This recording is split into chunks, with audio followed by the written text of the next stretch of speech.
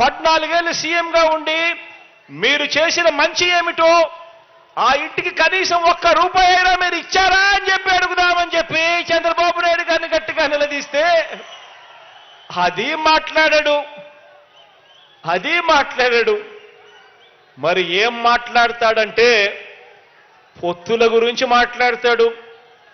ఎవరితో మాట్లాడతాడు అనంటే దత్తపుత్రుడితో మాట్లాడతాడు. ఏ విషయం మాట్లాడతాడు అనంటే తలుపులు బిగించుకొని ప్యాకేజీ ఎంత అని ప్యాకేజీ గురించి మాట్లాడతాడు.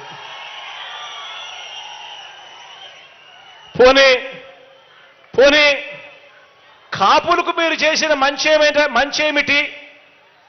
పోనీ కాపులకు మీరు చేసిన మంచేమిటి? వంగవీటి రంగాను హత్య చేయించింది మీరే కదా, అందుకే మిమ్మల్ని వారంతా వర్గ శత్రువుగా భావిస్తున్నారు కదా అని మనం అడిగితే దానికి కూడా మాట్లాడడు.